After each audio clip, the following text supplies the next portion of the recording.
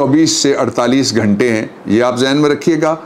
कल की रात आप बिलखुसूस जहन में रखिएगा, लेट नाइट, और फिर आप बनी गाला को जहन में रखिएगा। मैं पूरी कौम से मुखातिब होकर कह रहा हूँ, बनी गाला के इर्द गिर्द ऐसे लोग बावर्दी मंडलाते हुए देखे गए जिनका ताल्लुक पंजाब पुलिस के साथ है, जो कस्टोडियल किलिंग और जो पुलिस मुकाबलों के लिए बड़े मशहूर हैं। कुछ ऊंची दीवारों के पीछे और कुछ बंद कमरों के पीछे उनकी जान लेने की साजिश हो रही है। वज़ीर आज़म आ रहे हैं,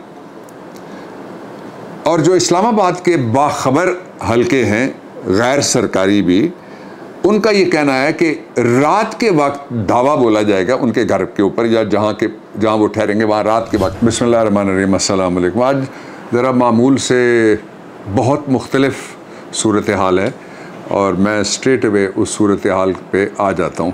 ये जो पाकिस्तान की मौजूदा तारीख़ के सबसे अहम, पाकिस्तान की रीसेंट हिस्ट्री के चलती हुई तारीख़ और वक्त के सबसे अहम 24 घंटे वो शुरू हो गए।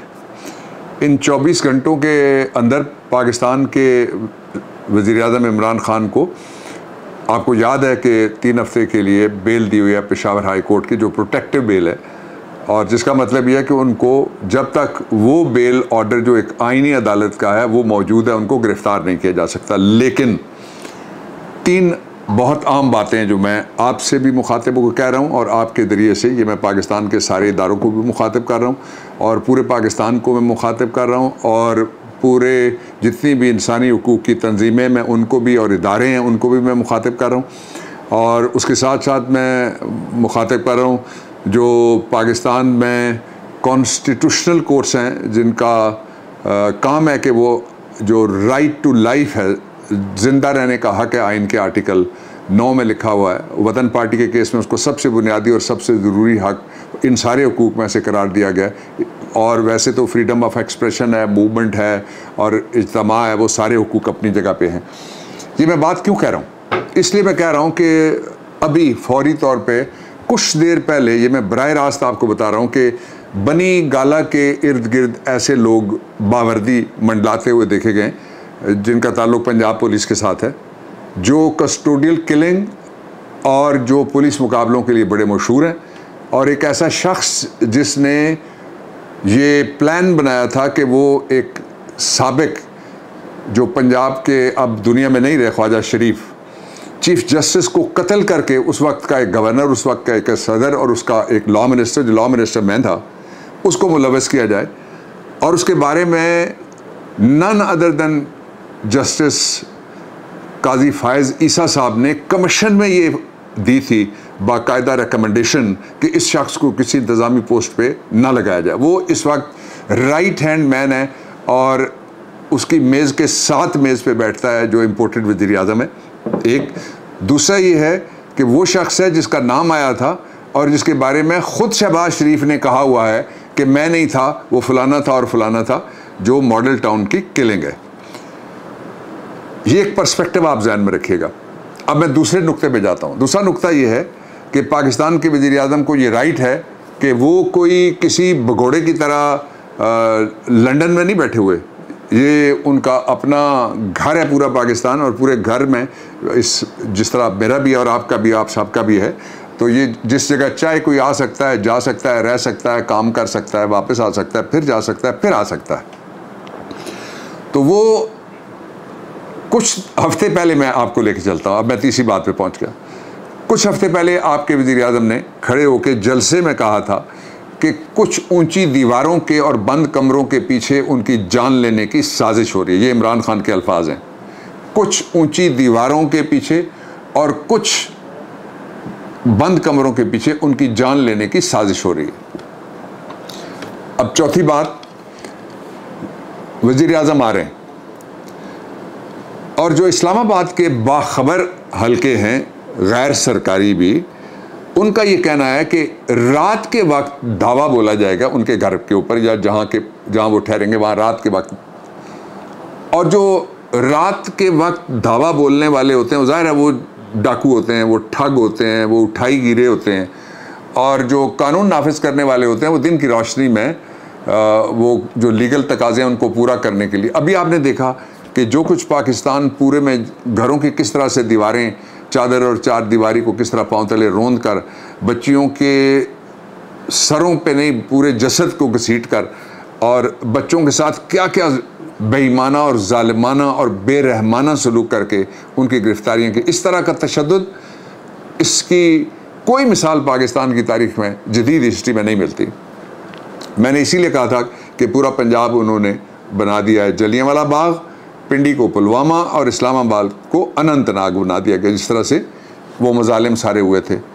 इन हालात में मैं ये बताना चाहता हूँ कि आपके प्राइम मिनिस्टर ने जो बात कही थी, ये वो वक्त है जिस वक्त उसका ख़दशा सबसे ज़्यादा बढ़ गया है कि उनकी ज़िंदगी के तहफ़्फ़ुज़ का जो ख़तरात उसको लाहक हैं, वो सबसे ज़्यादा ये जो आने वाले 24 से 48 घंटे हैं, ये आप जहन में रखिएगा।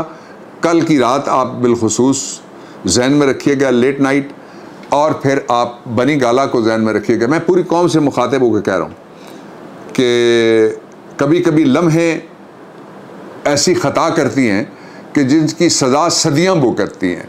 तो इसलिए जागना होगा सबको, सब पाकिस्तान में कानून नाफिज करने वालों को भी जागना होगा, इसलिए कि पाकिस्तान में इस वक्त जो ठगों की हुकूमत है और मुजरमों की हुकूमत है, और जो 302 के मुजरमों की भी हुकूमत है, जो मनी लॉन्ड्रिंग के मुजरमों की भी हुकूमत है, वो सारे के सारे अपने केसेस ख़त्म कराने के लिए इदारों को बर्बाद कर रहे हैं। किसी जगह उन्होंने पर काटे हैं नैब के, किसी जगह उन्होंने चोंच काटी है और नाखून काटे हैं FIA के, किसी जगह वो बाकी सारा कुछ उठा के एक ऐसे खाने में रख रहे हैं जहाँ से फिर सिविलियन सुप्रीमेसी के उनके नारे सारे एक्सपोज हो रहे हैं। इन सारे हालात को मैं आपके सामने इसलिए पेश कर रहा हूँ कि ये पाकिस्तान की जो अदालतें हैं वो बजा तौर पे कहती हैं कि हम रात को खुली हैं, और हो सकता है कि कल रात को, मैं ये नहीं कहता कि मुझे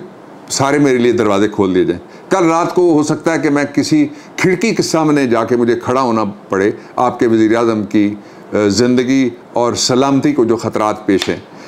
हो सकता है कि कल नीम शब के बाद मुझे बवक्ते सहर किसी खिड़की के सामने जाके खड़ा होना पड़े और उसे खटखटाना पड़े, ताकि मैं दरख्वास्त पकड़ा सकूं कि आर्टिकल 9 के तहत आप कार्रवाई करें।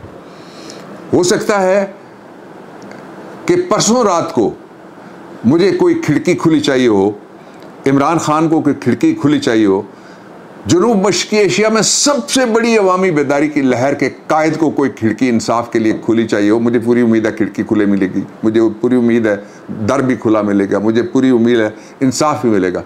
लेकिन कहते हैं कि justice delayed is justice denied, यानी अगर कई लम्हे ऐसे होते हैं जब इंसाफ में ताख़ीर हो जाए अगर, तो उसका मतलब होता है कि इंसाफ से इनकार हो गया। ये वो लम्हा है। मुझे 4 अशरे हो गए हैं वकालत में, मैं पूरी ज़िम्मेदारी से ये बातें आपके साथ शेयर करना चाहता हूँ, इसलिए कि इसमें आप छुपाने का वक्त गुजर गया कि हम छुपाएं, लेपा पोती करें, उसके ऊपर को पर्दा डालें और पर्दे के पीछे से हम थोड़ा सा नज़र आएँ और थोड़ा सा छुप के कोई बात करें। वो मरला नहीं है। पाकिस्तान में सानेहात इससे पहले हुए हैं और बहुत बड़े सानेहात हुए हैं। पाकिस्तान में एक वज़ीर-ए-आज़म अदालत के फैसले के नतीजे में कत्ल किया गया, 2 वज़ीर-ए-आज़म रावलपिंडी के लियाकत बाग में कत्ल किए गए, सिवाय उनके जो हमेशा NRO लेके मुल्क से बाहर भाग जाते हैं। डॉक्टर खान को लाहौर में कत्ल किया गया था। इसलिए मैं ये बातें जोड़ना नहीं चाहता, मैं आपके सामने सिर्फ पाकिस्तान की जो नाकाबिले तरदीद रिकॉर्डेड तारीख़ है वो मैं आपके सामने रख के अपनी बात को मैं ख़त्म करने लगा हूँ। और वो बात ये है कि इस आइन के अंदर बेशक कोई वज़ीर आज़म ना हो, शहरी होना ज़रूरी है। आइन का आर्टिकल 4, आइन का आर्टिकल 9 और बेशुमार दूसरी जगह पे जो ज़िंदगी है उसका तहफ़्फ़ुज़ रियासत की ज़िम्मेदारी है, रियासत की ज़िम्मेदारी है। और इमरान खान ने आखिरी बात, आपके मोहतरम और मुहिब कायद ने, मेरे कायद और मेरे भाई ने, इस मुल्क की आखिरी उम्मीद ने और मुस्लिम उम्मा के सितारे ने, जिसने इस्लामोफोबिया को ललकारा, रसूल मोहतरम सल्लल्लाहु अलैहि वसल्लम पर हमारी 1000 जानें कुर्बान, आपकी नामूस के लिए सारी दुनिया की क़यादत के सामने खड़े होके उन्होंने कहा कि हमें अपनी जानों से ज़्यादा रसूल मोहतरम सल्लल्लाहु अलैहि वसल्लम की इज़्ज़त, ताज़ीम, तकरीम, नामूस वो अज़ीज़ है। वो इस वतन को भी बहुत अज़ीज़ समझता है, वो इसके इदारों को भी बहुत अज़ीज़ समझता है, लेकिन इसकी खुद मुख्तारी पे सौदा नहीं कर सकता। मैं यहाँ बात को आपके सामने रख के, कल का सूरज, परसों का सूरज, अगला सूरज, उससे अगला सूरज आफियत से इस मुल्क पे तुलू होने की दुआ करता हूँ। हस्बुनल्लाह व निअमल वकील। पाकिस्तान जिंदाबाद।